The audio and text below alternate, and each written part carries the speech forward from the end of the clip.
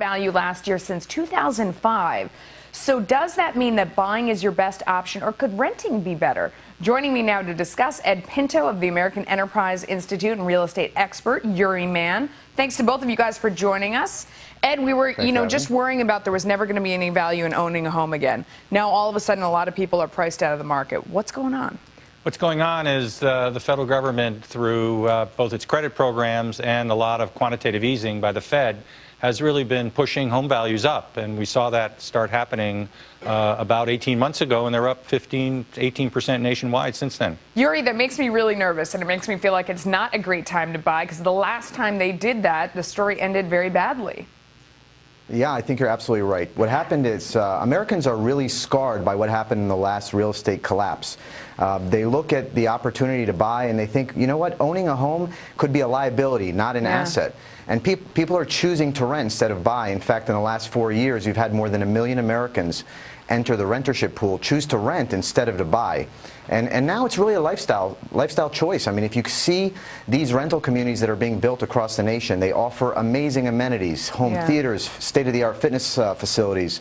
It's a good time to be a renter, especially if you're worried about flexibility, which I am. You know, with the no, Ed, I mean, I'm a homeowner and I'm nervous about all of this. I mean, I feel like you're really making a commitment that you may have to stay put for a very long time in order to not lose money. So it has to be so worth it to you. You desperately want to be in that home that you're buying. Well, there are a couple things you can do to protect yourself. One is you can look at how home prices are doing relative to fundamentals like income growth, jobs, rents. And Fitch Ratings has a great listing on that. And for example, New York metropolitan area is viewed by Fitch as being 5 to 10% overvalued. That's actually down from where it was a year or two ago. On the other hand, LA is now at 20 to 25% overvalued. So those are two very different decisions.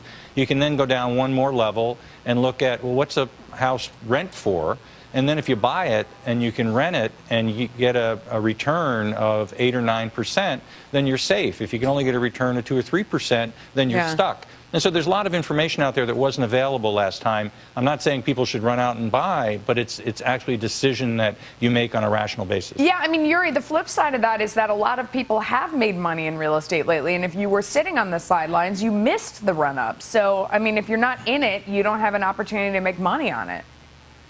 You know, the reality is, if you look at the numbers today and all these studies that are coming out, just like in the last boom where the realtors are pushing buy, don't rent, they're all talking about certain numbers. They say, hey, look, it costs per month X amount and you can save money by buying instead of renting. The reality is the markets where that does make sense are markets like Toledo, Kansas City, Detroit, places where basically you don't have a lot of employment. So the people who have an opportunity to buy today, it's very difficult for them in those markets to scrap together enough money to put down that down payment. And what I tell people all the time is, even though it may look positive to buy, the last thing you want to do is put all your eggs in one basket. You don't want to put every dollar every penny into that. Ed, what about that notion? I mean, the kinds of things that my parents said, that if you're renting, you're throwing the money away every month and giving it to somebody else. If you own, you are building a nest egg. Is that true?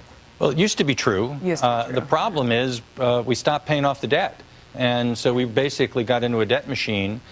People would get very highly leveraged loans to begin with minimal down payments, and then they'd go and refinance. Keep refinancing, using their house like a piggy bank. Whereas your parents might have had a 15 or 20-year loan and were paying it down and ended up burning the mortgage. That was the goal, was to get rid of the mortgage. And I recommend people that they don't overbuy. They look at, the first thing a realtor is going to tell you is, oh, you could get qualified for a house for $250,000.